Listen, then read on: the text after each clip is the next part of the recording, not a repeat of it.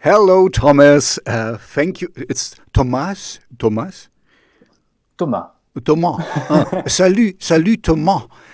Merci Salutations. pour votre collaboration. It's very nice that you have. Oh, okay, I stopped the silly accent. Thank you for your time today. I really appreciate it. You were very eager. You contacted me a little bit earlier, but that's fine. And you told me you have a little dog, so maybe we're gonna talk about this too later.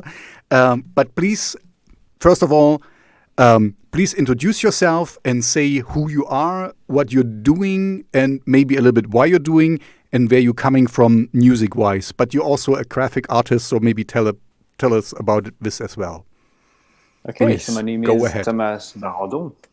So we said Thomas Barrandon, not Thomas Brandon. A lot of Americans said Thomas Brandon. Thomas I like Barrandon. it, but Thomas Barrandon. Barrandon. Okay, I got it. Thomas Barrandon. Perfect. So I'm a musician. I'm a musician from Lyon. It's a city in France. It's one of the three biggest cities in France with Paris and Marseille. Lyon is a sort of big city for music, electronic music, because we have Jean-Michel Jarre from there. Oh, I know him. that. I know him. Yes. I grew up with him. I don't know how old you are, and you don't have to answer this question. But I remember. Wow, he was playing this light organ thing. Like do do do do do In the pyramid. do. Oh yeah, this was. Oh man, yeah, man. Childhood memory. Sorry. Go ahead. This is not It's about okay, me. It's okay. You get the big influence of me and on me. And I met him. I met him one time. Just take a Wow. picture, but it wasn't. It wasn't. He didn't know I take the picture because he was behind me. So you I was didn't like, really met him. You didn't really I met was him. like, yeah, that's true. And so I'm a musician. I make music since my electric music. I make it since 13 years now. But I used to make music I start when I was 13.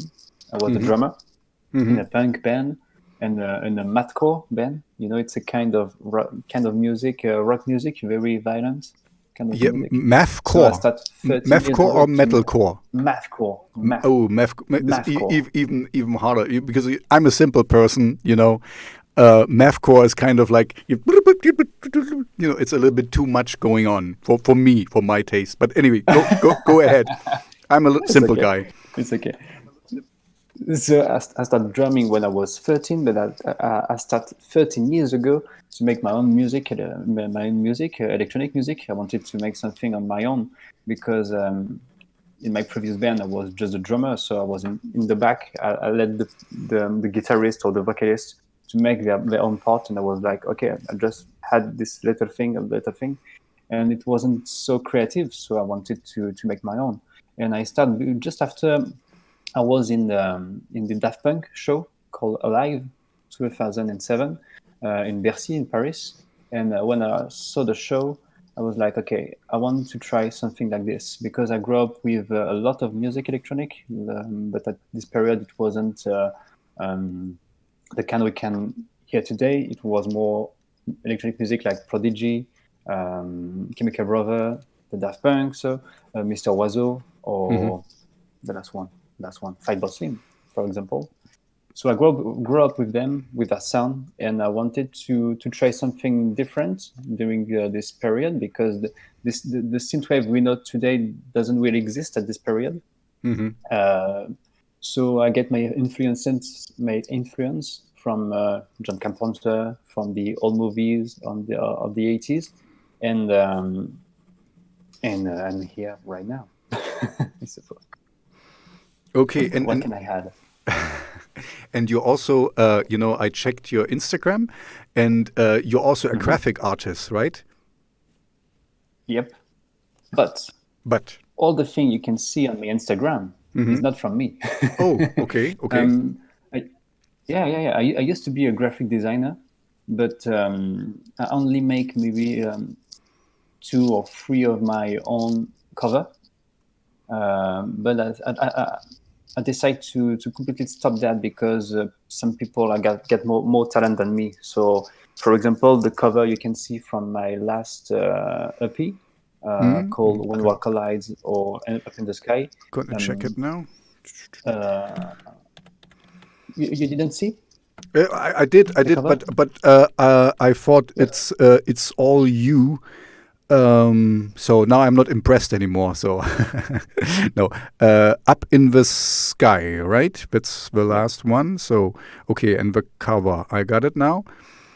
This Yeah. is not I you. asked Mike. No, it's not me. It's my girlfriend because I asked some drawers to make my cover right now because they are more talented than me.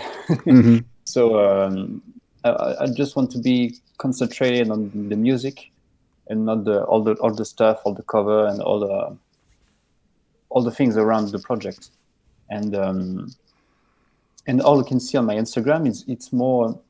I wanted to highlight the some what's the word, lost illustrator. When I say lost, it means You can say it in French. I people we understand a forgot. little bit of French. Yeah. Even in French, I don't know the word. Okay, then I cannot help you. It's Then more. say it in German. Yeah, I get it. I get it. I get it. It's more the forgotten. Ah, okay. Hmm. People we forgot. Yeah, no, Forgotten illustrators. yeah, Yeah, because all the people you can see on the Instagram is all the artists. I try to link the music with the drawer I like in this Instagram page, no, and it's very nice, the Instagram you page. can I'm find. just showing it, for the people who watch the video, they can see it now. And it's a really nice, Okay, well crafted page. I really liked that you so have these pictures coming together, kind of, in little posts and stuff. It makes it really immersive somehow, a little bit interesting and really nice pictures anyway. and you can find on the biography, you can find my address. It's thomasbarrandon.com, and you can find all the playlist I make.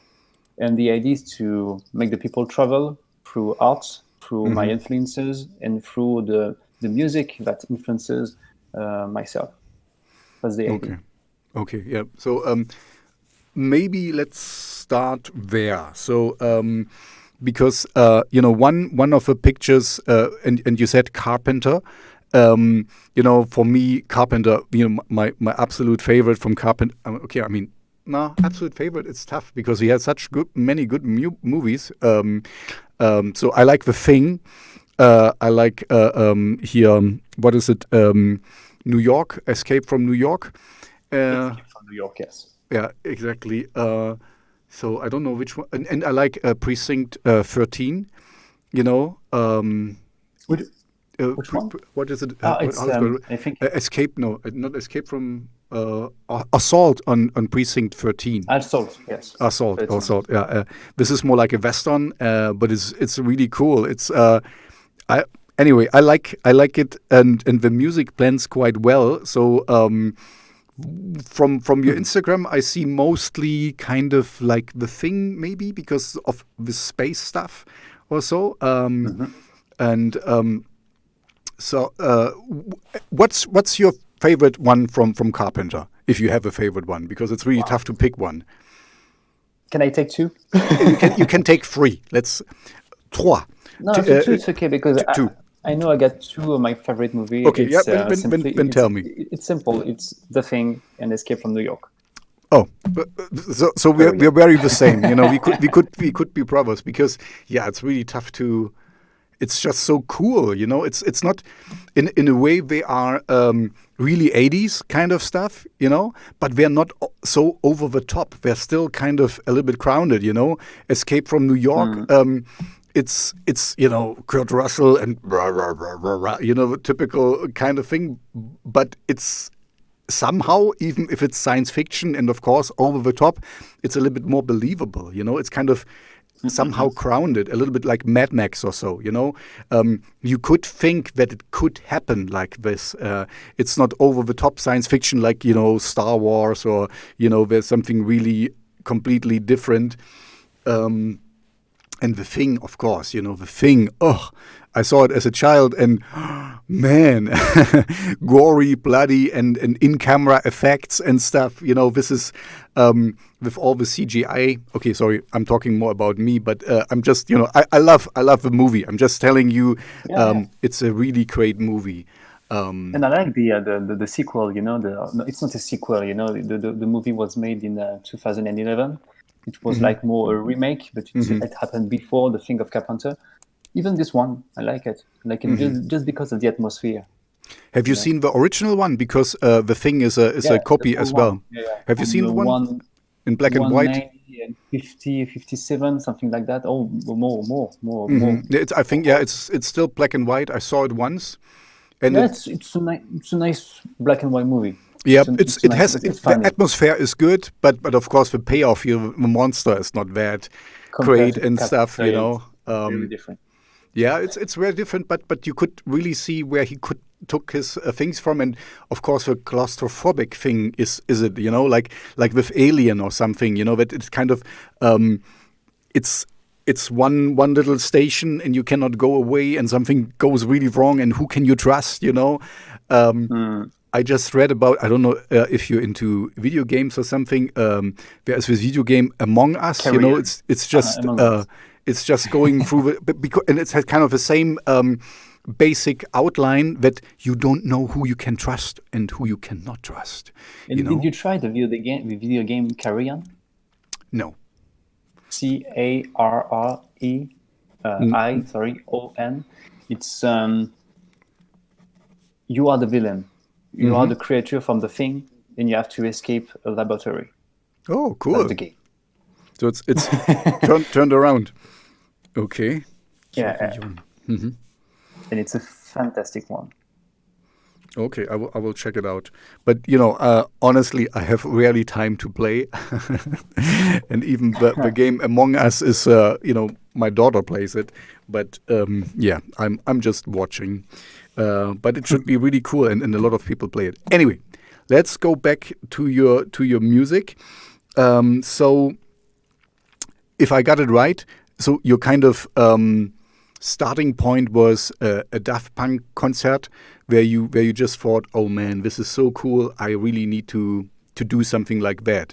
But as a drummer, and I don't mean this, don't get it wrong or something, you usually don't have so much experience with electronic music. So are you self-taught that you kind of just get, okay, how do I do it? Or did you have some musical background with piano or a keyboard or something? No, only drum. And I was like, okay, how can I make electronic music? So I started a lot of searching on the internet because at this period the software, the music software wasn't so known, and so I found Fruity Loop, FL Studio, and since I never quit it, and I'm still on the FL Studio because it's simple, it's really easy to use, and I really like it, to be honest. And no, I don't play piano. You don't see any hardware in my home. So it's all software, kind of. Yeah, I like software. Yeah, and I like the sound of the software, and I like this liberty to change the notes anytime when you want. Because with the hardware, you have to record everything. It's a lot of stuff in your home. It's not me. It's not me. I like to make quick thing. The thing quickly. I like it. I like to simply touch a button and have the result in my ear. That's what I like. No, I get it, but I know people, of course, who are kind of completely the opposite, who are kind of hardware enthusiasts. I know one guy who kind of his claim to fame is that he uses only hardware stuff and makes kind of also electronic music like you do, but only with everything is hardware and everything is wired together and with MIDI cables and stuff, and this is doing that, and it's really hardcore stuff in a way, because he has everything. He has a drum machine, he has this machine. Not next level. It's just you kind of, I don't know.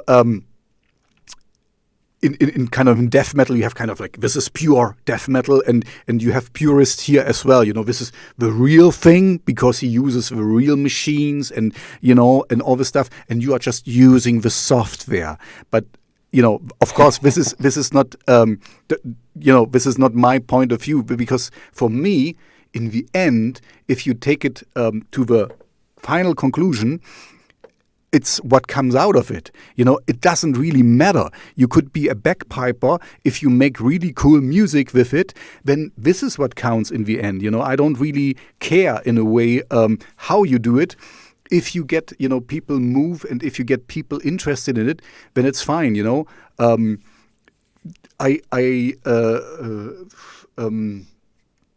I had once an argument with a medieval band, medieval folklore band, and they had some electronic guitars in it, and they just simply said, if electronic guitars would have been around in the medieval ages, the guys would have used it, because they would have used everything what they can to make music. And this is how I see it as well. If you found your way of doing it and you stuck with it, let's see if I can. I have also an old thing here. I don't know if you see this. Yeah, this is it's an MCP. Exactly, MPC Studio. Yeah. MPC. And it's yeah, no, it's fine. And it's a very old piece of equipment, and I like it because I got used to it, and I also use this one. Oh yeah, I got one. Ah, you I got one too. it got a lot of dust on it. I never use it. Yeah. Anyway, my point is, use whatever you want to do, as because the result is the important thing, and you doing great music. That's how I found you. This is I'm only like to talk with people which music I like. It makes it easier to to have a more friendly conversation. So you're doing quite well, and maybe we talk about this. You're doing quite well. Do you have a label in the background to help you push your music along? Okay, so yeah. It's a French one. I grew up with them because I start to work with them when I was an internship. It was an internship at the beginning, and so I grew with them. I saw the creation of the label. I saw all the mistakes they make. I saw all the success they made.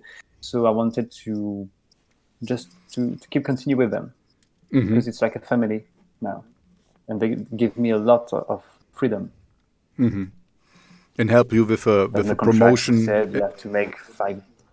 Yeah. So for the last album I released in the double vinyl. Did you see it? Yeah, the one your girlfriend designed, which one do you mean? Did you see the object, the vinyl? No, I didn't see the vinyl yet. No? No. I'm going to show you because I look at the right, but because it's on the right. Let me show you. So for this one, okay, you see it. Ah, okay.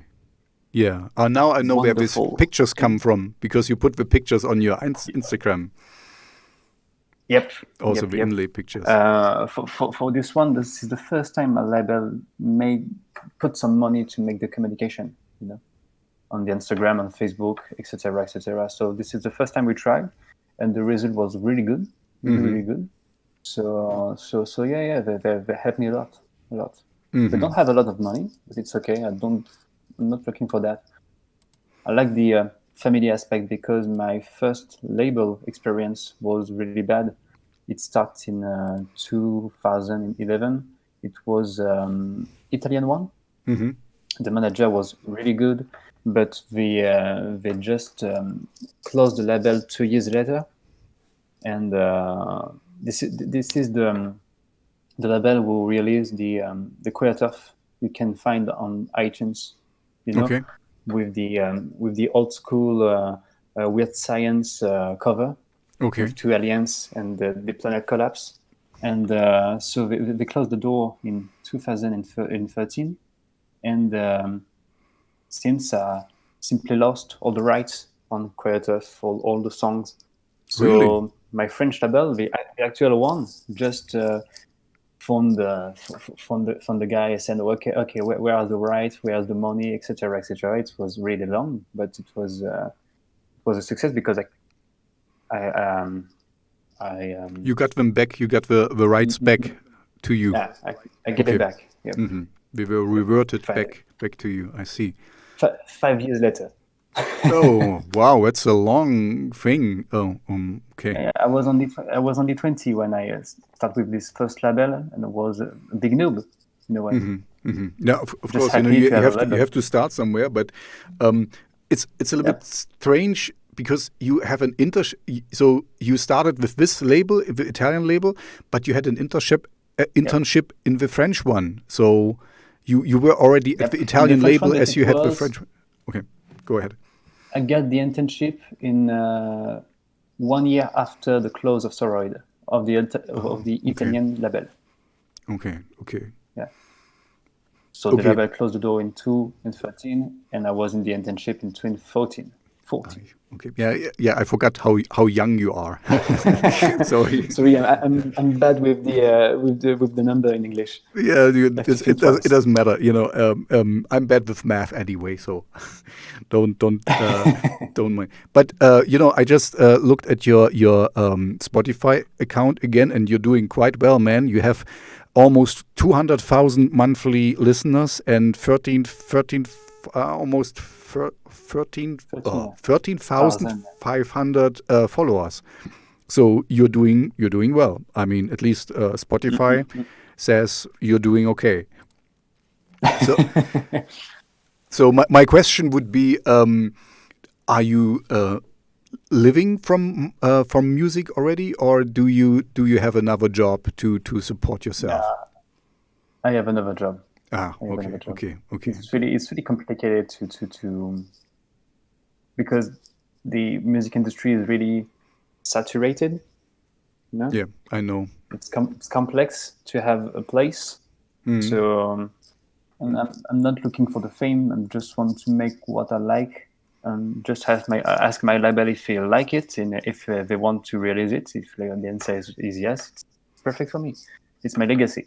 You know. Okay, no, that's So is it listened by people or not?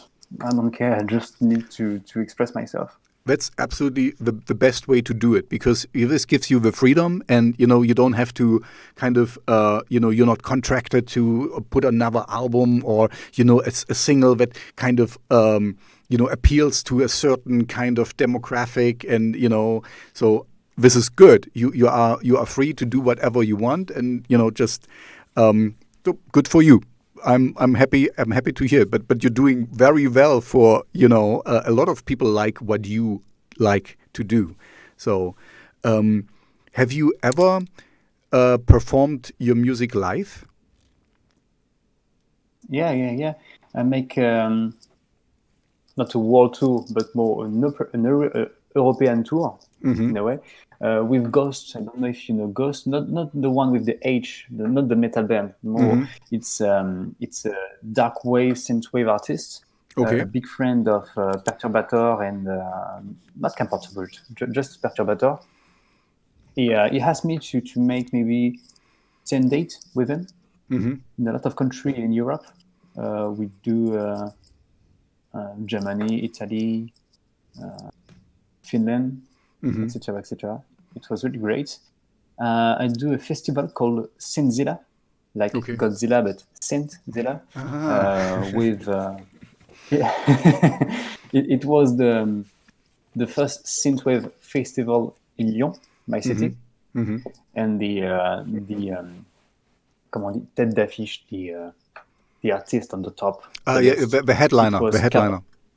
The headline, yeah. It was Carpenter, Perturbator, and if my memory is good, it was Dan Terminus, me, and Confrontationnel. Okay. I don't know the last one.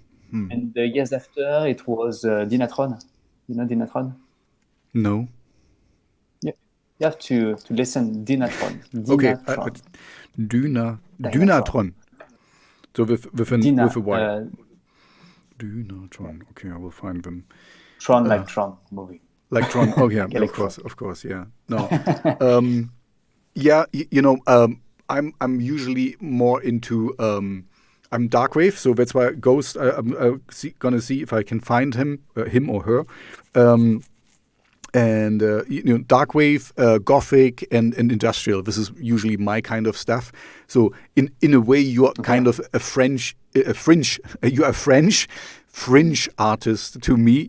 This is your music is still kind of my kind of stuff, but it's you're a little bit more happy.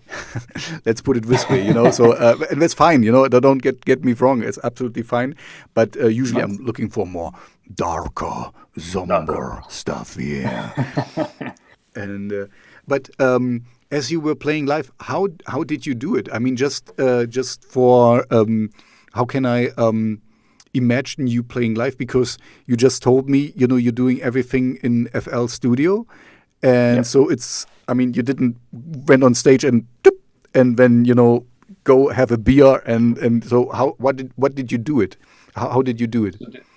For the tour and from the different dates, what I do, it's a mix between a DJ set and a sort of live set. I mean, what I do is I prepare all my stuff before. Mm-hmm. And I simply, it's hard to explain in English, but I simply take all my song, change it for the live, and make it like little sequences, like little stems that you can put together. No, I get it. I get it. I can put randomly.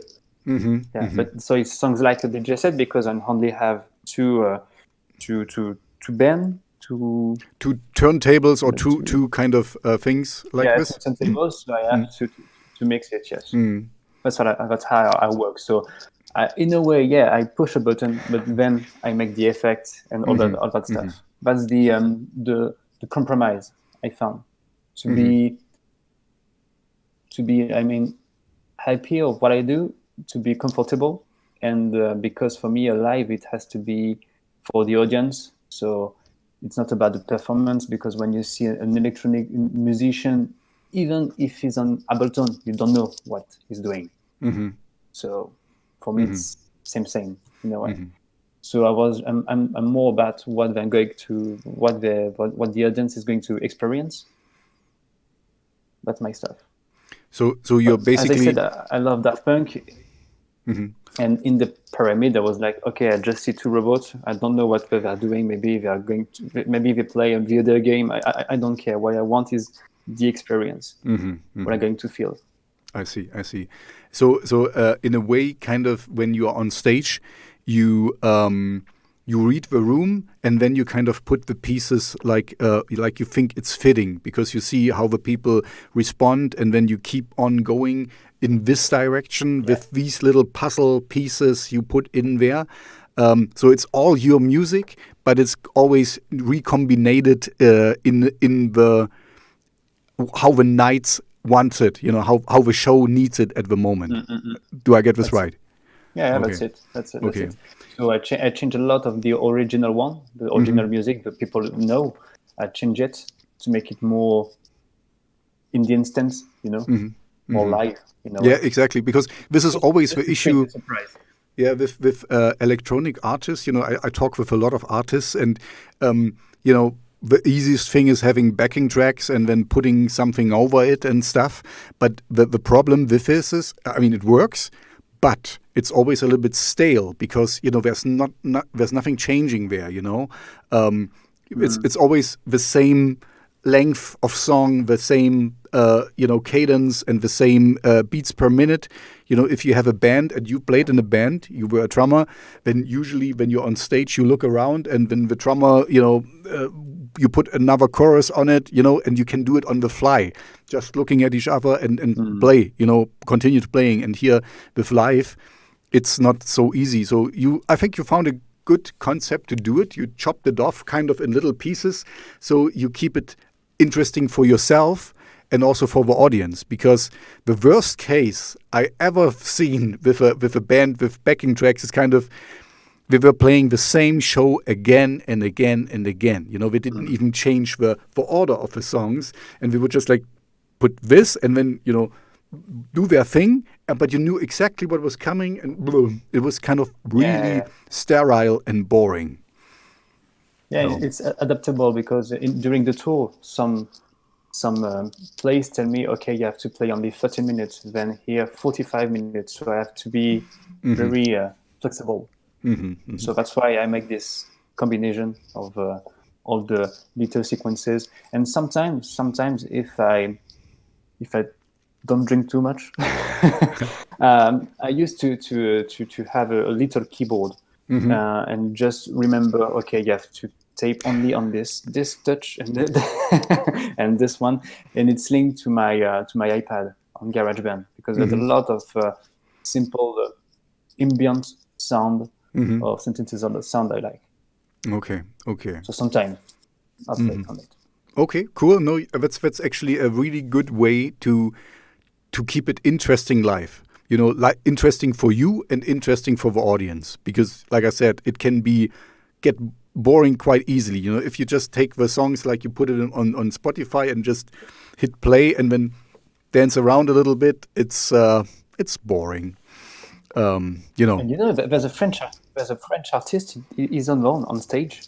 He's only had his phone. He put the MP3 and then he sing on it. That's the performance. He does it, yeah. I don't critique this. Yeah, he just do that, and it's a kind of experience. It's funny. It's funny.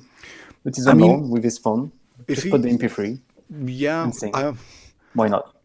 Yeah. I mean, if like me, you come from the metal scene, the rock scene, it's really strange. Of course. I mean, if we dissect this whole thing, you know, it's not so different than if you in the past, you know, in the past when people were singing, they had the whole orchestra behind them. So there was the singer, and then the orchestra played. So it was kind of the same. We would start, and you would do your thing. You would sing, and then, you know, the orchestra would always do the same thing, basically, you know. But so in a way, this is not so far off to go on stage with a iPad or for iPhone and just hit play. Yeah. And if he or she can carry it, you know, that's also a thing.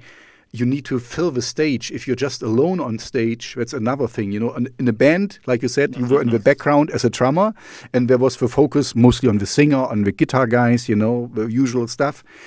But if you're alone, you need a lot of let's say balls, you know, to kind of get out there and be there. And because if you mess up, everyone sees you, you know. If you mess up on the drums, it's audible, but, you know, the people can gloss over it. You see what I mean? Yeah, you know, you're kind of really in the focus, in the spotlight. So in a way, this is really hardcore stuff, you know. You put yourself out there, and whatever goes wrong goes straight to you. But I wanted to say something else. Oh, yeah. Okay.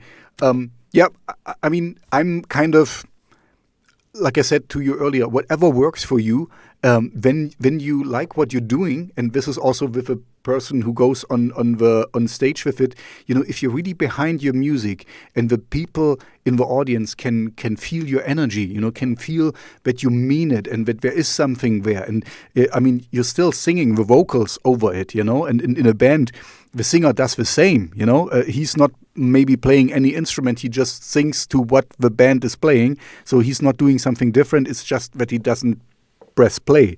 But also for him or her, it applies if you are really in it in the moment, and you know this when you perform live, then you get the energy back from the audience, and they can feel that you mean what you're saying or what you're doing, kind of music, right? So this is all that counts in the end. So it doesn't really matter how you do it. It matters that you are standing behind your own music and not just like da da da da da da da, song is over now, da da, you know. But you kind of get it, you know. We want, yeah, you know, we want this great feeling, you know. I mean, that's the reason you went to a show. Remember when you went to the pyramid, to the dome, and you know, you didn't went there to just, you know, going through the motions and stuff, or just listen to a CD or a LP just on play. You want something more out of it. So anyway, I have another question, because you are a solo artist, right? Mm-hmm. Yes. How do you manage, first of all, to not get tired of your own thing? You get inspired, and also how do you manage to find an end point to a song? Because you know, with you're using FL Studio, and you know, there you always can add a layer of echo or chorus or you know, effects and stuff. How do you get to the point where you say this song is finished now? It's finished. It's never finished. That's the problem. I know. It's always a snapshot, but I want to know how you need to find an end, a point somewhere. It's never finished about the mix for me, but it's always finished about the composition. Mm-hmm. For me, there's a beginning, there's an end, because I always manage the music like a movie. For me, it's full of image, it's full of action. So for me, all my music is made like a movie. I mean, there's always a beginning. You have to enter in the universe. Then there's a sort of chorus, and then there's always a different part at the end. Mm-hmm. If you listen, for example, Body. If you listen, example for Storm in the last album, or what's the name of this song? I can't remember the name of my song I found you with was Doomsday Clock. Yeah, I really like this Clock, one. yeah. This is from the last album, right? Yeah. Yeah. Mm. This album was released in 2018, but I put it in the vinyl. So if you take, for example, Doomsday Clock, yeah, in a way there's a beginning, a chorus. What's the name in English after a chorus? It's more like the bridge or the verse. Yeah, the sort of bridge. Yes, and at the end of the track, you have the chorus, but with something more. Mm-hmm. You know, I always add something more and something different, just to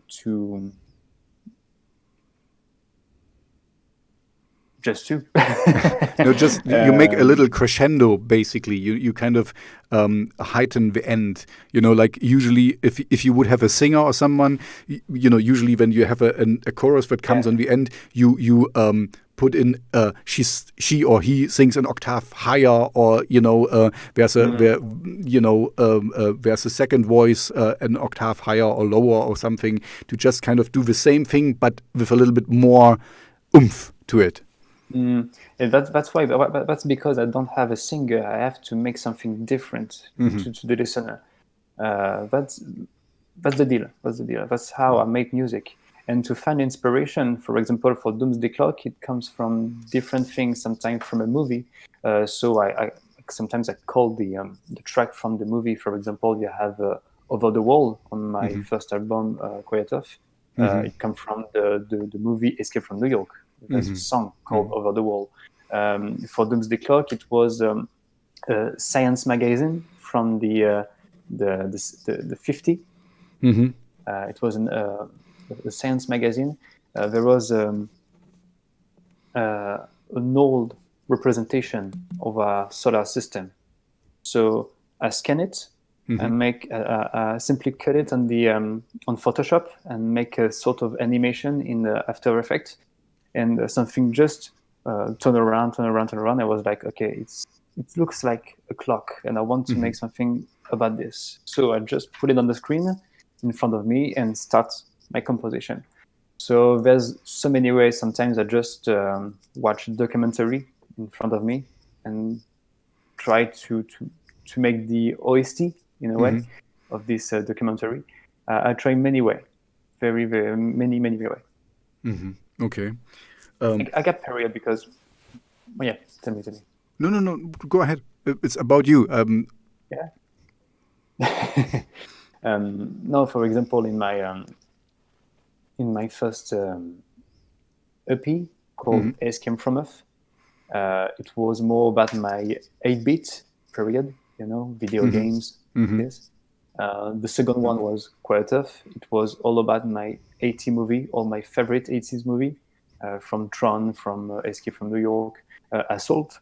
At the end, you have a song called Julie, and that's the name of one of the songs of Carpenter in the movie. Okay. It was more a tribute, sort of tribute of all the 80s movie. And then there was The Newborn, Between the Mountain and Sea. It was, for me, a way to be more separated, to be only identified as a synthwave artist. I wanted to show to the people that we can have this synthwave sound, way of sound, but to make something different, And then I think it's in the order. There's When Worlds Collide, and then Up in the Sky. It's strange for me because I never released the album in the good order. I mean, for example, Up in the Sky was finished before When Worlds Collide. Okay. But I released When Worlds Collide first. And why do you do that? Because, as you said, when do you know if a song is you never finished? know when and you're right. Like, no, for me, it was more about the mix. So I was like, no, the mix of this one is not finished yet. That's right. I got it. Okay, so you get help with the mixing, or you mix yourself? Yeah, no, I mix myself, but it's more about the mastering. So I mix myself, but it's more about the master. The master is done by my label. There's a very, very good engineer. He loves sound, he loves the music, so he makes very, very good stuff. Okay, I simply send it to him. Important. I said, okay, do your magic. He sent it to me. I was like, okay, that's perfect. Because that's what I meant earlier. Sometimes when you're just a solo artist, you know your stuff so well, you cannot really listen with fresh ears to it. Sometimes you need to. That's why I understand also that you need to let it lie for a while and release things out of order because kind of you are oversaturated your ears with things, and you need a fresh set of ears to kind of really listen to it again, because you cannot say anymore if it's good or not good, or it's tougher when you're just by yourself. But by the way, I just remembered there is another movie I really like. I'm not sure if it's really Carpenter, but I think it is. The People Under the Stairs. You know this one? It's a little, a very obscure one, but it's really, really cool. It's a very weird movie, but it's a lot of fun. I mean, if you like, The Thing and stuff, it's very weird, but very interesting. And very fun. No, it's Wes Craven. Oh, Wes Craven. Sorry, Wes Craven. Sorry, but it's a good movie nevertheless. For me, it was kind of put in the same. Yeah, but it's a good movie. You should. It's not an 80s one. It's 9,000. It's 1991. 1991. 1991. So in 1991, it came out. Yes. Oh, okay. Yep. Yeah, French is actually quite tough with the numbers. I lived in Montreal for 2 years, and with your, what was it? When you say 48, it's kind of 2 times 24 or something, or you count really strange. We was like, what? Why? Like 1, 2, 3, 4, 5. When it kind of, but if you get to the higher numbers, like 48 is 2 times 24, right? You say it kind of 48. How you 48. say 48? 40 is 40. Yeah, 44, 44. 44. Maybe this one. Yeah. For some reason, anyway, somewhere it was like you say like double this is this number. Yeah, so French is tough. I mean, No, French is tough. Yeah. Yeah. I like it. The sound is really nice, but yeah, the speaking. I grew up in East Germany, so I learned Russian for 6 years, but it hasn't helped me so far yet. I have some Russian friends, but I rarely use it. Yeah, but French is a nice language, but tough for me. Coming from a Germanic language. Yeah, I think so. The grammar is really strange, right? Right, Yeah. and I remember, you kind of also you lost some letters like hotel. You say it's hotel, but you say hotel. And then you have this little apostrophe over it, and it kind of shows that there was an H, but you leave it out, but you have to speak it kind of. And it's a complicated language. My girlfriend had me to correct all my mistake in French. So your girlfriend is French too, I guess. Yeah. Yeah. So, but you're French as well, and she corrects you. Ah, okay. Yeah. When I write English, not when I speak English. And sometimes okay. when I speak English too. Yeah, no.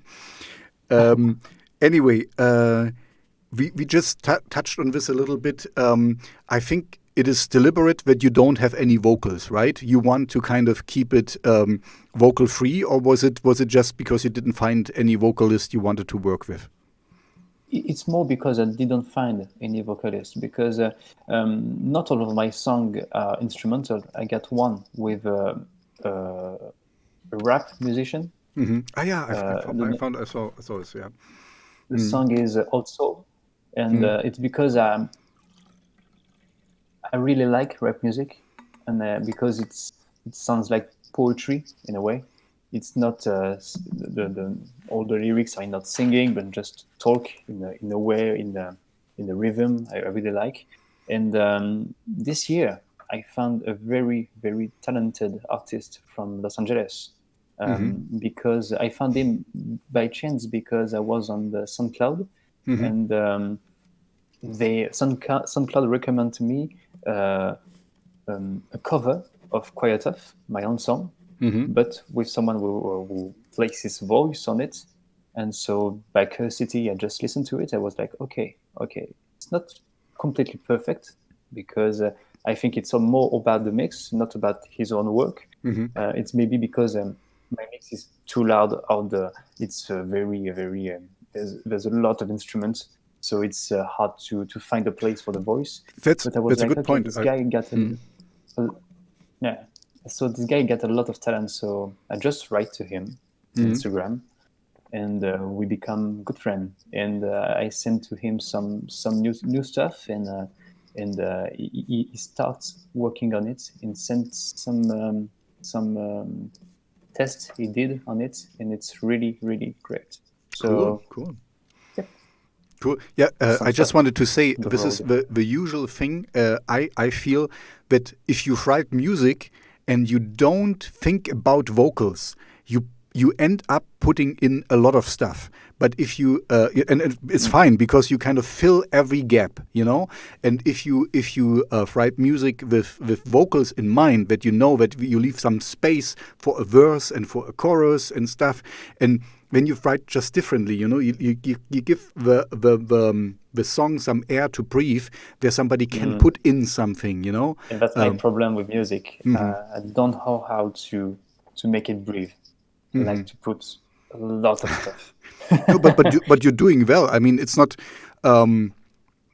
I don't think it's overdone. I mean, what I meant is it's not made for somebody to sing over at the moment, because you fill every gap, where like when you do a guitar cover of a song, and then the guitar plays the melody of what somebody would sing usually, So that's absolutely fine. And this is what you do here with your whole songs. You fill every gap. But yeah, I mean, on the other hand, you're also right. Sometimes it's nice to, even when you just do instrumental music, to let some air to breathe, because kind of it creates, in the best case scenario, this is my personal view, you create a space where the listener's brain fills in music.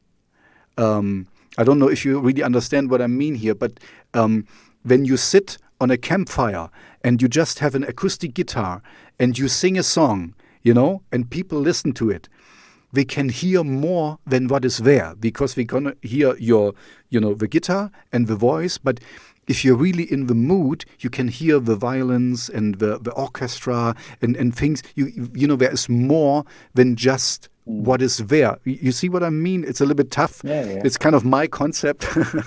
But if you allow a song to breathe and to give its freedom to kind of explore on its own, then when there is a meta-ebene, there is more than what is there.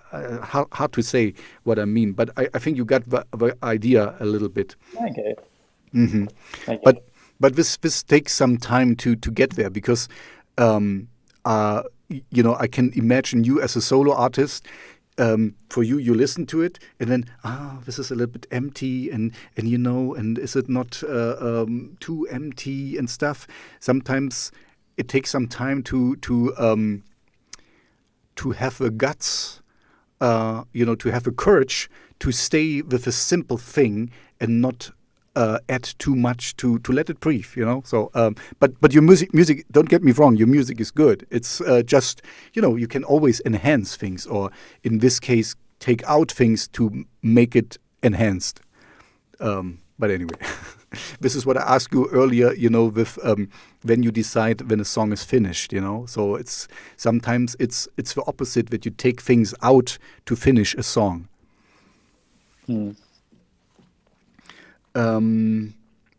Anyway, so this is a really cool story, because this is the cool thing on the time we're living right now, that it's so easy to connect with people I'm talking with you in Lyon, and I'm here in Germany, cold Germany. And You're in Montreal, no? No, I was in Montreal. Oh. I lived there for two years, but this is a while back. It was 2005 to 2007. So I'm back in Germany since 2013. So I'm German again. Yes.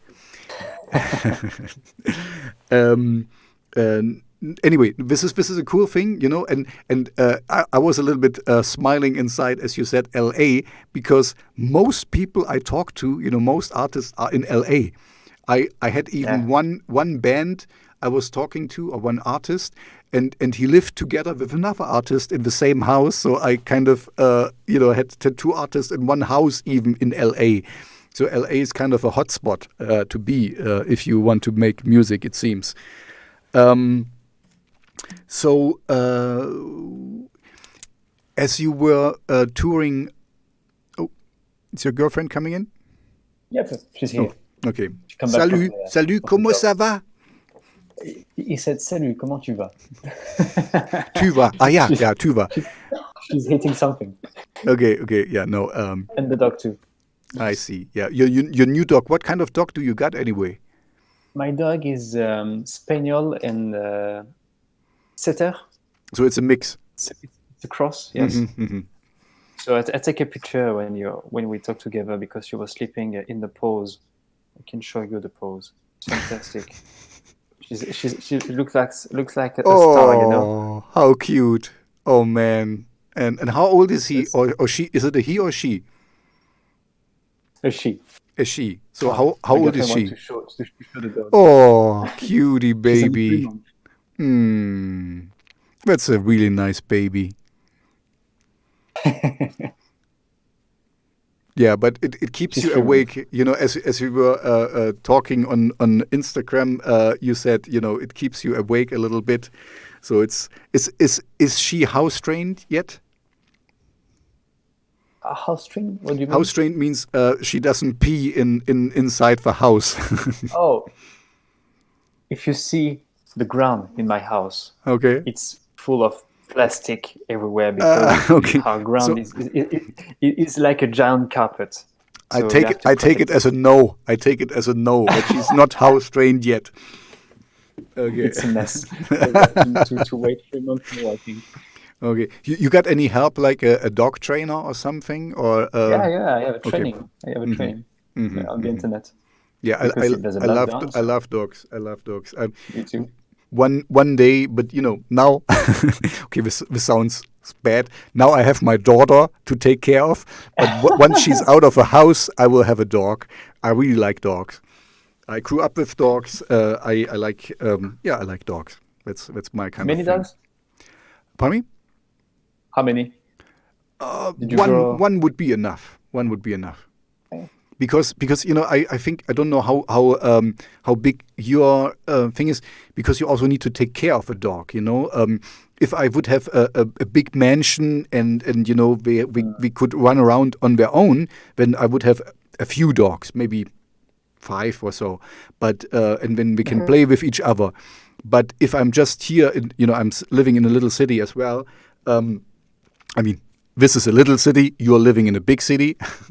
um, and if I keep him more, the dog more inside the house, I think it's not good to have a big dog and not too many, because this is kind of animal cruelty. I would think, because the good thing is you have to go out with the dog every day. You get fresh air and exercise and everything. But yeah, I would have a small dog. Our neighbors have just a little, how you call it, a Wiener dog, a Dackel, a Dachshund. One of these. Yeah, how do you call them? A small dog. Very very small legs, and Okay. it's something like this. I think I would have, but for now I have my daughter, and as long as she's here, I will have no dog. That's for sure, because I'm gonna go out with her and take care of her first.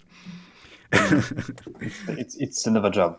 Yeah, exactly, and it's cool, and you see, I mean, it's you get a lot out of it. I mean, it sucks if she pees everywhere and stuff, but and it's not nice. But on the other hand, you Oh, have a human, not, no, you have a living being, and you have somebody to cuddle there and to play around with, and I'm pretty sure she shows you her appreciation and stuff. So it's a lot of too fun. much. What's her name? Mona, Mona. like Mona Lisa. Oh, Mona. Okay, Mona. cute Mona. Le Chine Mona. Huh? Is it right? La chienne. Le La Chien. chienne. Le Chien. Okay, yeah. My French is non-existent. Anyway, back to you. But thank you for showing her. That's okay. Yeah, I told you in the beginning we can talk about whatever we want to talk, and this is a big part of your life at the moment, so we can and should talk about it. I'm glad. I saw in the beginning, and this is maybe for the people are on the podcast, they don't see that. There is 2 big bucks in jars behind you. Are you a guy who collects these things, or is it just? Like taxidermist. Yeah, no, taxidermist. Is it the right word? Taxidermist? Yeah. I don't know if it's the word for, because it's not animal. It's insects. It's insects. So Yeah. Mm. yeah, it's insects. We have 2 snake. I think one in like fossilized, and the other one is just a skeleton. No, it's just for, we like that kind of stuff with my girlfriend. Okay, it's That's just all. for But we don't decoration. have a lot. We don't have a lot. Yeah. I But see. the only the 2 we have in the jar, and the other one is in fresh air. I see. Okay. Yeah, we are nearing us for our mark. So I'm through with all the questions I'm usually asked. I have two more questions I like to ask, and you can see if you want to say something or not. One question is, you were on tour, and usually on tour things happen. Funny things can happen. Are there any funny stories you want to share with the audience? What happened as you were on tour with Ghost? To be honest, I was afraid to to go on a tour because of this, because of the surprise and everything. But to be honest with you, it was like a dad tour. We are like because Ghost is a dad is a really a nice guy.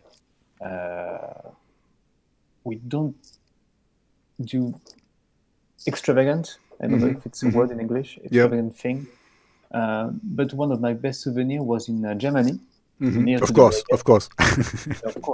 But I love Germany, and it was a jazz bar. We go to a jazz bar where people play free music. They just ask, hey, "Do you have a drummer in the assembly?" And someone just raise the hand and say me, and just make something for free.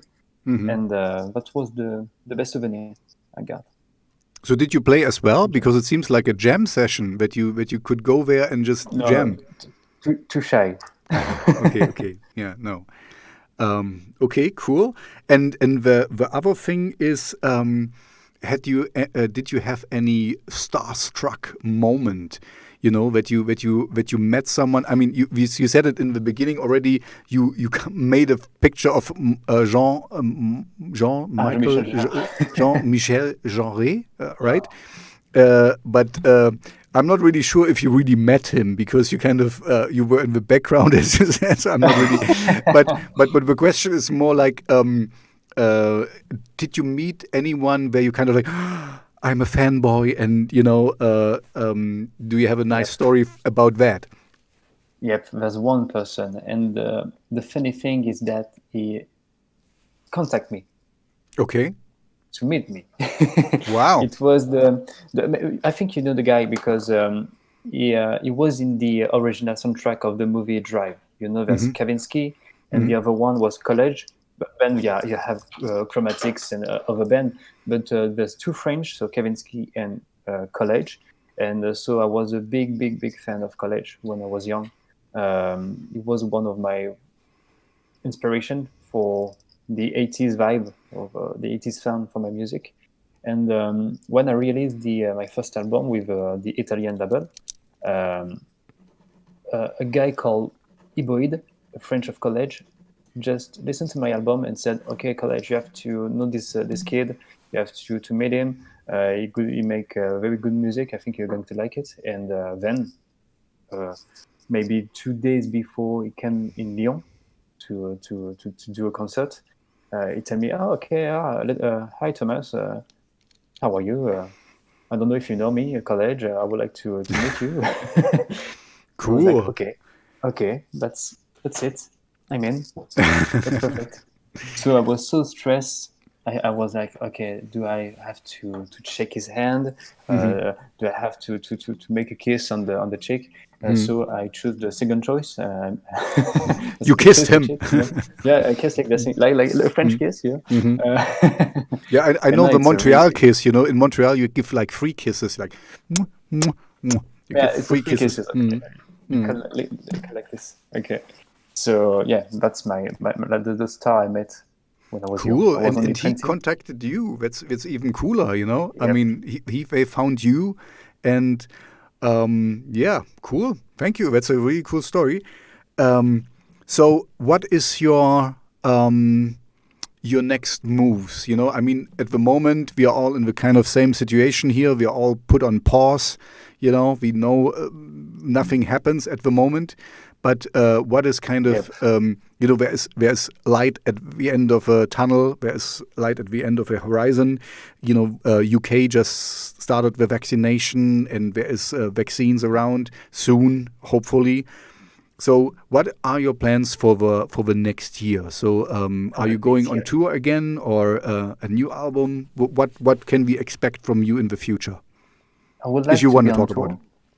I would like to try another time, but for now, I'm going to release, I suppose, maybe in January or February. I don't know yet, but the only song I composed during the first lockdown, because during the first lockdown it was a lack of inspiration, because you can't go out there, you can't meet your friend, you can have a different experience that can help you to be inspired. So during this moment, I only composed one song called Miracle, and I want to put it on the web next year first. I'm work on 2 video games, so I think I'm going to release the original soundtrack of this video game. So you're working on the soundtrack of a video game? Yeah, on the soundtrack. Yeah. Okay. There's the first one called Tin Can. You can find it on Steam. It's a survival game in space where you have to repair everything in your workstation. Everything can be taken, all the parts. You can fix all the parts. So it's more sci-fi ambient. And the other one called Run. It's a simple name, Run. It's more like a platform game. It's a platform game. Yeah.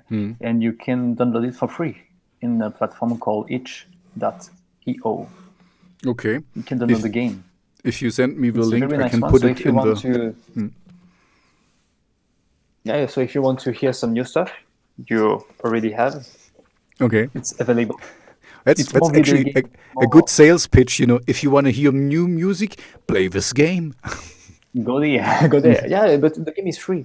You can make your own donation, but the game is free. So for now, and we are in discussion to make a good, nice object too. I would like to release a vignette for Run.